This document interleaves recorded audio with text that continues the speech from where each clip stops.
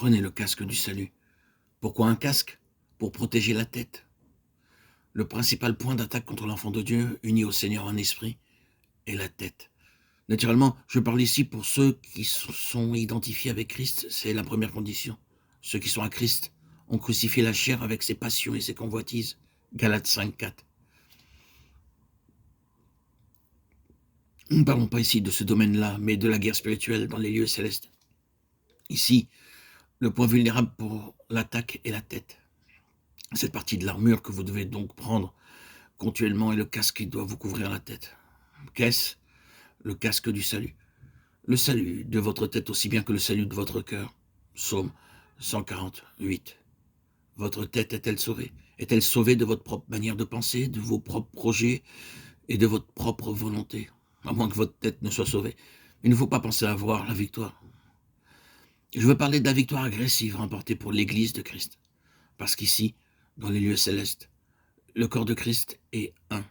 Et comme faisant partie du corps de Christ, vous vous trouvez être dans la guerre générale en faveur de l'Église tout entière.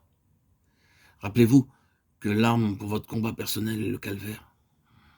Quand vous êtes tenté de céder au péché, emparez-vous de Romains 6, c'est pourquoi mettez le casque. Beaucoup d'enfants de Dieu gardent une porte ouverte à l'ennemi, à savoir leur intelligence. Ils protègent leur cœur, mais leur intelligence, n'étant pas gardée, est exposée aux attaques de l'ennemi. Ils permettent à leur entendement de demeurer passif et ouvert à tout ce que l'ennemi leur envoie. Ils ne savent pas reconnaître les pensées qui leur viennent des mauvais esprits. Les pensées désobligeantes, l'esprit de critique et de jugement viennent des esprits malins et ne sont pas vôtres, si, du moins, ils ne viennent pas de votre cœur et d'un choix délibéré de votre volonté. Les choses mauvaises qui entrent dans vos pensées ne sont pas vôtres, si vous reconnaissez leur origine et que vous leur en refusiez l'entrée. Gardez-vous d'une intelligence passive. Si vos facultés sont là, inutilisées, l'ennemi gagnera bien des victoires. Dieu vivifiera vos facultés, vous fera penser, raisonner, et vous montrera ce qu'il veut que vous fassiez. Il faut que vous lui disiez de tout votre cœur, Seigneur, fais-moi reconnaître toute pensée, toute parole, toute suggestion qui m'est envoyée par les émissaires de Satan. Faites ceci.